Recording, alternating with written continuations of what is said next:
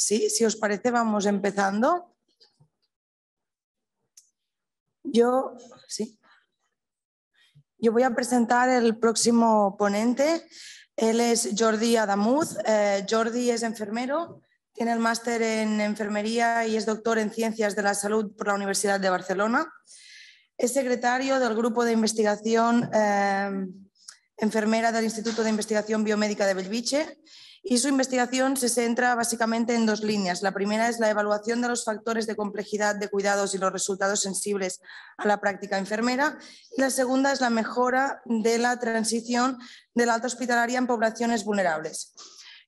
Jordi Adamuz ha liderado y ha colaborado en diversas investigaciones que han obtenido financiación competitiva por el Instituto de Salud Carlos III y el Departamento de Salud de Cataluña.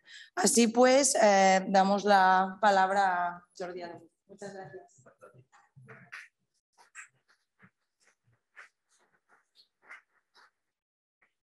Bueno, primero de todo, agradeceros la invitación y estar aquí compartiendo la experiencia en la investigación que hemos realizado durante estos últimos años y, sobre todo, agradecer a Rosa Estopa que me haya invitado hoy aquí a participar y a presentar la investigación que estamos realizando las enfermeras, ¿no? Visualizar, sobre todo, las enfermeras, qué hacemos en torno a la investigación y en qué impacto tiene la comunicación, la educación a los pacientes y en los resultados de salud de las personas que cuidamos en nuestro día a día. La presentación la he estructurado en 3 puntos. A ver si me deja el presentador. Parece que no funciona, ¿eh?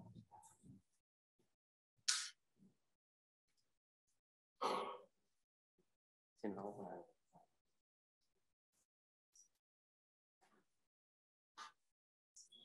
¿Sí? Perfecto. Muy bien, la presentación la he estructurado en 3 puntos, como ven a continuación. Primero empezaré hablando sobre el impacto de programas educativos y los resultados de salud de los pacientes.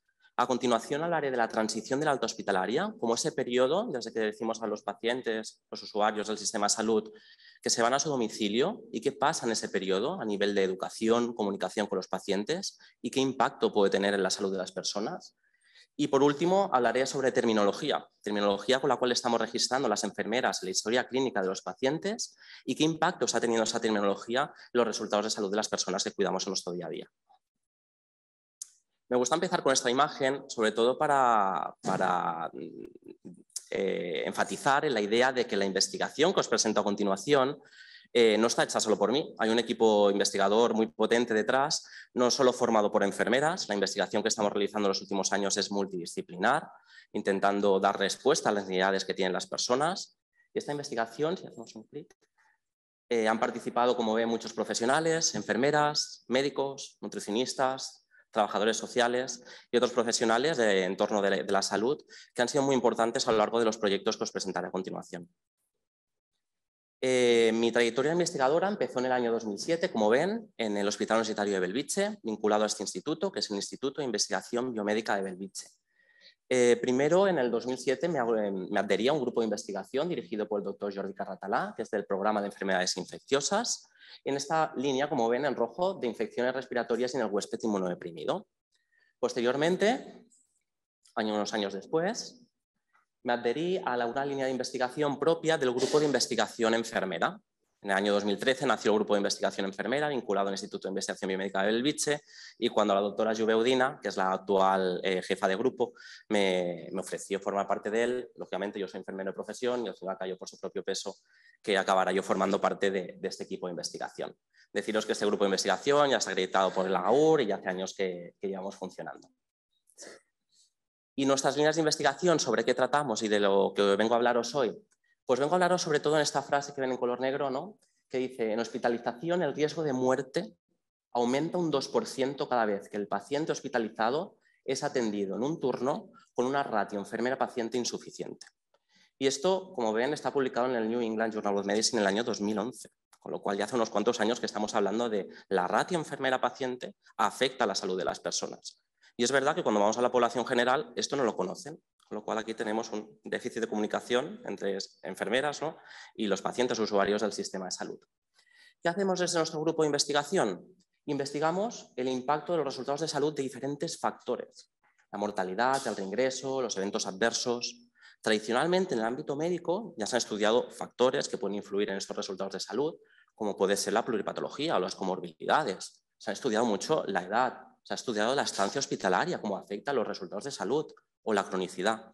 Pero a nivel enfermero hay otros factores que afectan a los pacientes, a los usuarios. Factores que tenemos en la parte de la derecha, como es la intensidad de cuidados. La intensidad de cuidados se refiere al número de horas que necesita cada paciente de enfermera de cuidados. La complejidad de cuidados es otro de los temas que investigamos en los últimos años, entendiendo la complejidad como los factores que dificultan las tareas que realizamos las enfermeras en nuestro día a día, como puede ser la obesidad, el tener una demencia, tener alguna alteración mental.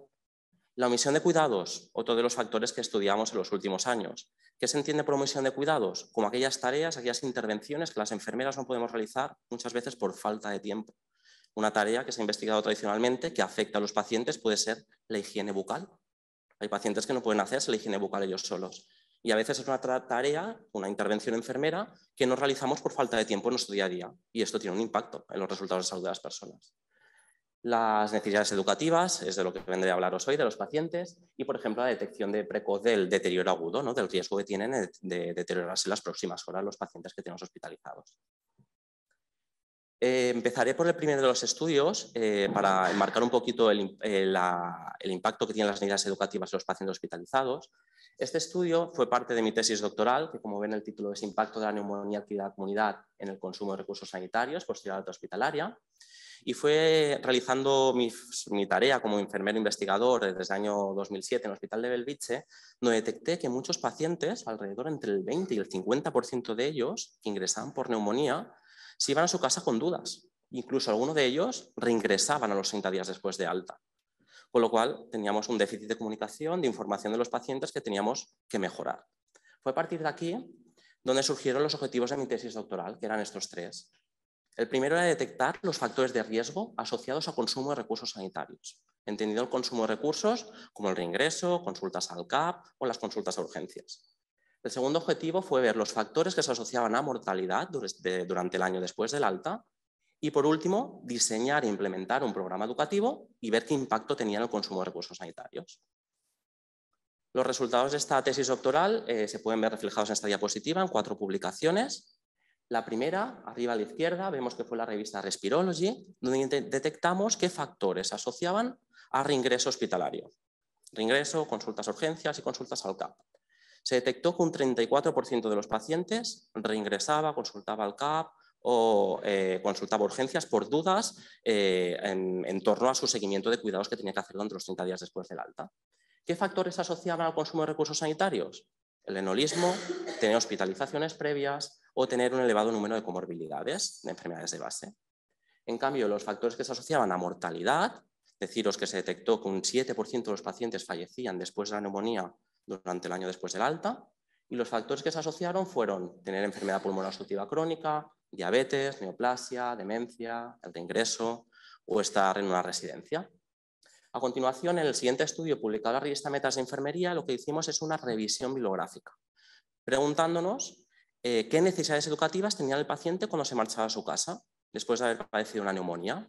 A partir de aquí, como verán a continuación, detectamos 6 unidades educativas, elaboramos un programa educativo estandarizado y lo implementamos. Y en el último artículo publicado en la revista Plus One, lo que hicimos es un ensayo clínico, un grupo de pacientes recibió el programa educativo y el otro grupo recibió la información convencional que da el médico y la enfermera antes de irse a su casa. Y a continuación os enseñaré los resultados que obtuvimos de esta implantación de este programa educativo. Deciros que como marco teórico, ¿no?, de este programa educativo, antes de realizarlo, habían 3 publicaciones previas, una de ellas, como ven en la revista BMC, si hacemos un clic, por favor. Podemos ver que los pacientes en esta publicación refieren que no conocen el significado y los cuidados de la neumonía, muchos de ellos. Se detectó alrededor de un 60% que no conocía, no tenía conocimientos de qué era la neumonía y cómo cuidarse en su casa, y que este déficit de conocimientos incrementaba las visitas al centro de atención primaria y a urgencias. En el segundo estudio, publicado en American Journal of Medicine, ya implementaron una estrategia educativa sin ser propiamente estandarizada, es decir, no había una detección previa en necesidades educativas, simplemente elevaron un programa educativo y lo implementaron. Y con esta implementación de este programa educativo, en una intervención multidisciplinar que incluye esta educación, ya vieron que mejoraban los conocimientos. En cambio, el último estudio, publicado en la revista Chess, implementaron también una estrategia formativa, era con un folleto informativo, sin detectar necesidades previas, y aquí sí que no vieron que había mejora de conocimientos, con lo cual había un campo muy amplio, ¿no?, para investigar sobre este tema. Fue a partir de aquí donde publicamos este estudio en la revista Metas de las necesidades educativas propias del paciente y detectamos estas 6 necesidades educativas en pacientes con neumonía. La primera, la adherencia al tratamiento terapéutico. Se refiere sobre todo al tratamiento que tienen que recibir durante el mes después del alta, básicamente el antibiótico. Conocimiento y control de la neumonía. Aquí nos referíamos a conocer cuáles son los signos y síntomas de alarma y en caso, por ejemplo, de presentar fiebre, cuando después de irse a su casa, ¿qué hacer? Se pueden tomar un paracetamol, se tienen que ir a urgencias, tienen que hacer una llamada a su médico. Todo esto lo desconocían, con lo cual lo intentamos solucionar con el programa educativo.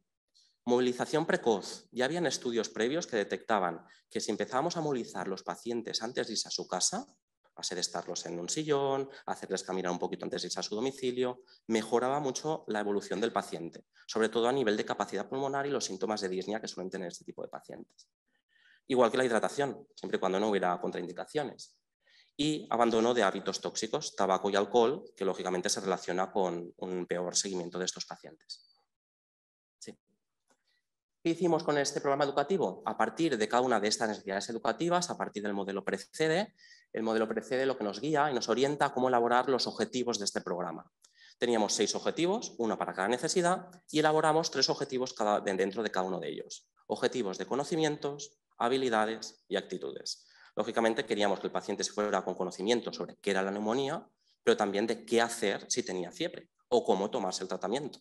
Y tuviera una actitud positiva, por ejemplo, para dejar el uso del consumo del tabaco o el consumo de alcohol. Para cada uno de los objetivos se desarrolló una herramienta de indicadores y sobre todo de cómo evaluarlos para detectar si estos conocimientos, estas habilidades y actitudes habían sido positivas o no para el paciente.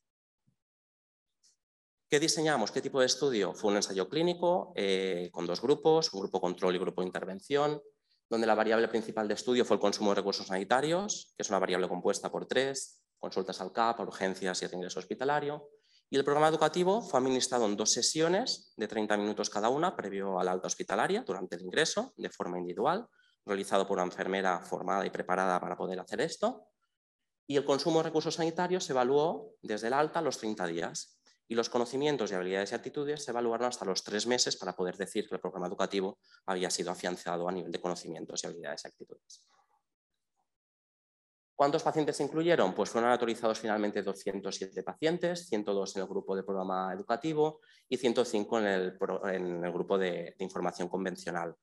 Deciros que el análisis se hizo por intención a tratar y, como verán a continuación, los principales resultados se pueden ver en esta tabla, donde tenemos las diferentes necesidades educativas que tenía el paciente, como son ingesta hídrica, conocimiento, la actividad física, el abandono del tabaco y alcohol. Y podemos ver cómo el grupo que recibió el programa educativo individual redució significativamente, perdón, no, en este caso no redujo, lo que hizo es mejorar los conocimientos, habilidades y actitudes versus a la ingesta hídrica, los conocimientos, a la actividad física, el abandono del tabaco y de la reducción del alcohol. En esta tabla además podemos ver cómo analizamos el tiempo de reincorporación a la vida laboral. Vimos que no había diferencias significativas entre el grupo que recibió el programa educativo y el que recibió la educación convencional, pero en cambio sí que hubo diferencias significativas respecto al índice de Bartel, que evalúa las actividades básicas de la vida diaria. Vimos que los pacientes que recibieron el programa educativo, el índice de Bartel fue más elevado que los pacientes que recibieron la educación convencional, con lo cual recuperaron antes sus actividades básicas de la vida diaria. Y la satisfacción con el programa educativo nos pasó igual, fue mejor en los pacientes que recibieron este programa educativo. Y en esta siguiente tabla lo que pueden ver es al final es el outcome principal, ¿no?, de este estudio, que era el consumo de recursos sanitarios. Y aquí podemos ver, ¿no?, como en el principal, que está en negrita, los pacientes que recibieron el programa educativo, el consumo fue de un 23,5%, y en cambio de los que recibieron la información convencional fue de un 42,9%, viendo que hubieran diferencias significativas en ambos grupos. Y a continuación paso a explicarles uno de los últimos estudios que hemos realizado y hemos publicado muy recientemente sobre la opinión que tienen los pacientes sobre la transición al alta, sobre si están preparados para irse a su domicilio. Este estudio está enmarcado en 2 proyectos previos. El primero, como pueden ver, es un metaanálisis que muestra que el impacto de las intervenciones enfermeras al alta debería ser estudiado a nivel de la información que damos las enfermeras, de la comunicación que hacemos con los pacientes o la educación que realizamos con ellos antes de irse a su domicilio. No solo con pacientes, sino con familiares. Con lo cual, este estudio, este metaanálisis nos dice, ya hay estudios que muestran su impacto, pero es necesario realizar más estudios para demostrar que verdaderamente estas son eficientes. Y el segundo estudio que vemos en la parte derecha, que está publicado en la revista JAMA, muestra que existe un desacuerdo entre el médico y paciente sobre si su reingreso era prevenible. Y si os fijáis, esto en este estudio publicado en JAMA solo tiene en cuenta la visión de médico y paciente. No tiene en cuenta la visión de la enfermera ni la visión de los familiares.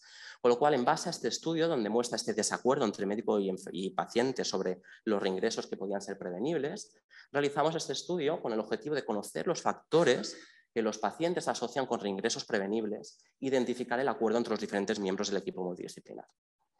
Sí.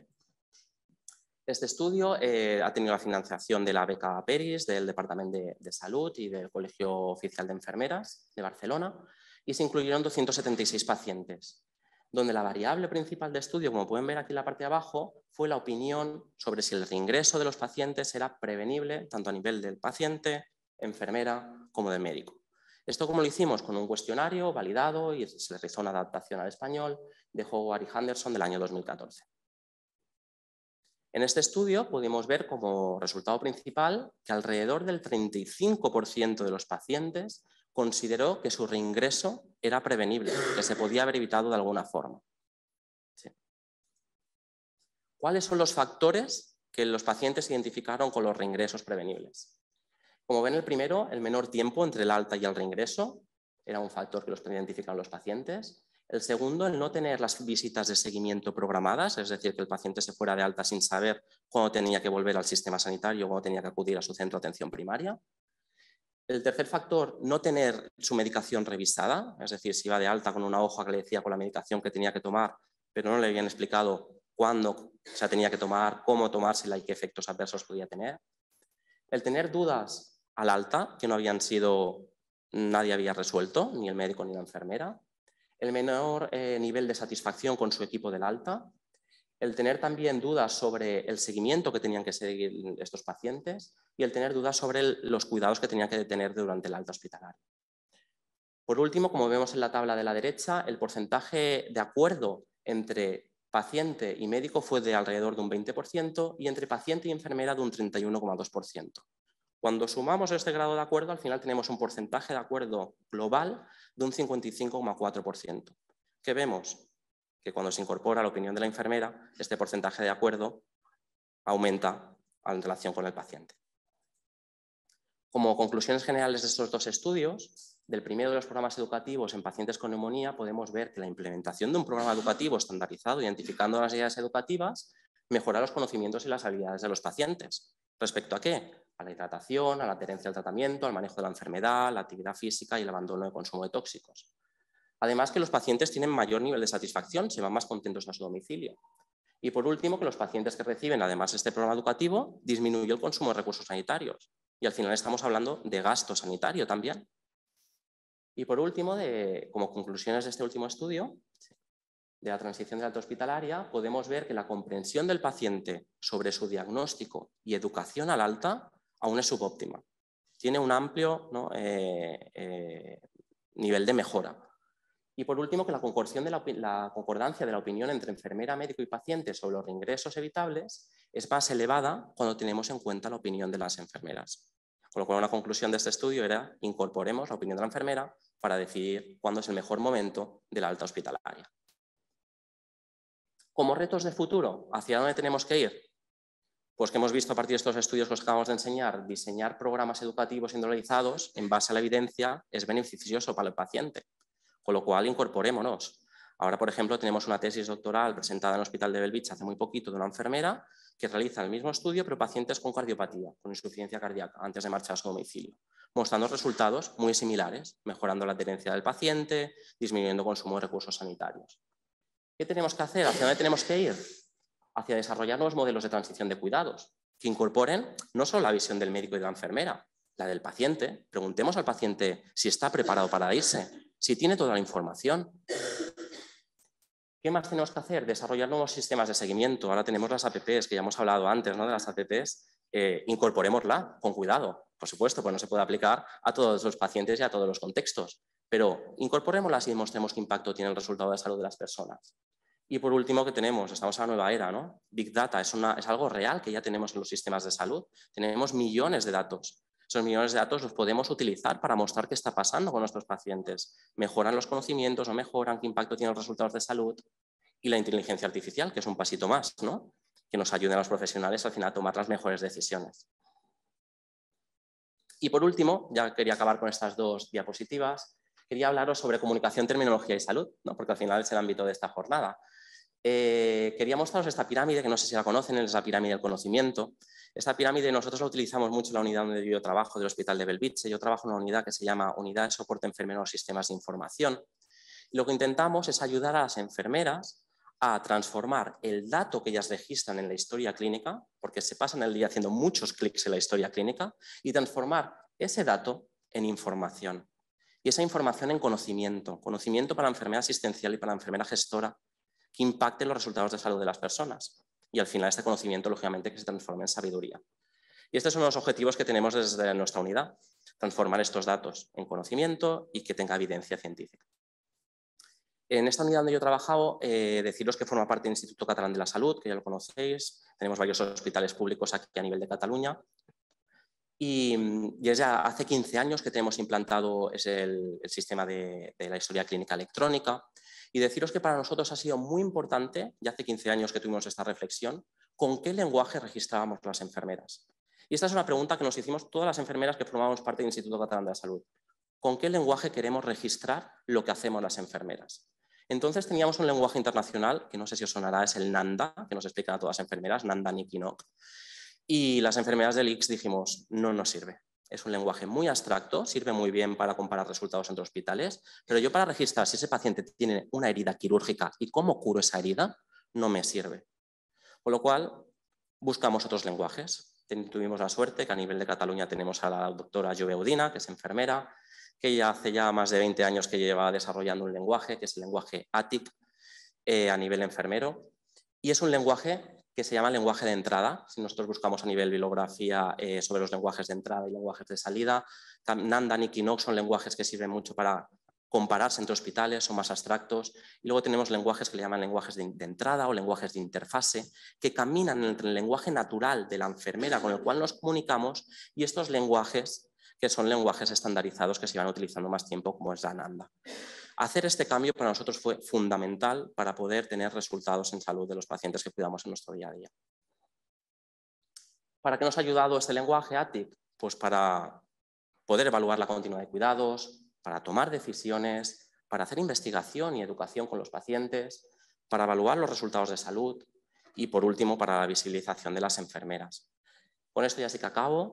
Deciros que en los últimos años tenemos desarrolladas más de 10 tesis doctorales que se están realizando en este entorno a nivel del lenguaje ATIC y el impacto que tiene ATIC en los resultados de salud de las personas. Estos son algunos de los artículos últimos publicados, donde se han incorporado este micro Big Data, porque aún no le podemos llamar Big Data, pero es un micro Big Data con más de 200.000 episodios de cuidados, que hay pocos estudios que incorporen esta gran cantidad y volumen de datos.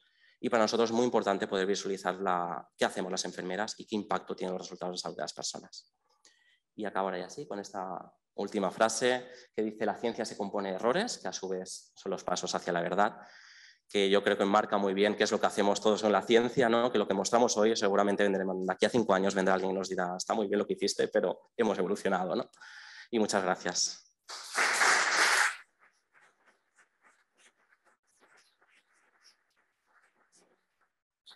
Muchas gracias, doctora Damuth, por esta presentación, esta ponencia tan interesante. Tenemos 2 minutos para preguntas. Voy a mirar también si hay preguntas al chat. No sé si alguien de la sala. No tenemos mucho tiempo, pero 2 minutos sí.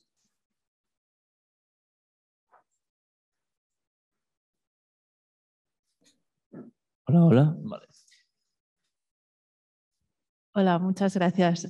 Soy Maite Castillo, soy enfermera de documentación clínica del Hospital del Mar y bueno, te felicito porque nosotros sí que tenemos la intuición de que hay que mejorar en la comunicación, ¿no? Y antes en una de las comunicaciones me ha gustado mucho porque realmente tenemos un problema como barrera cuando nos comunicamos y lo ideal sería tener esa comunicación como puente, ¿no? Sí que es verdad que resultados como tal de estudios no existen Nanda ni Gnog, pero sí que me gustaría decir, nosotros seguimos trabajando con esos lenguajes todavía y la única ventaja que sí que veo es que sí que nos podemos comparar, lo que comentabas, ¿no? Y compararte es muy importante, creo, para poder igualarnos a lo que están diciendo, por ejemplo, en Mallorca, lo que están diciendo en Estados Unidos o lo que están diciendo en el primer mundo, sobre todo para poder compararnos entre iguales. ¿Con ATIC podéis hacer, mi pregunta es, ¿con ATIC podéis hacer esa comparación ahora o solo podéis decir lo que encontráis pero sin poder compararos? Solo quería preguntar eso, gracias. Pues muchas gracias por la pregunta, es muy buena pregunta, que además no había quedado resuelta con lo que acaba de presentar.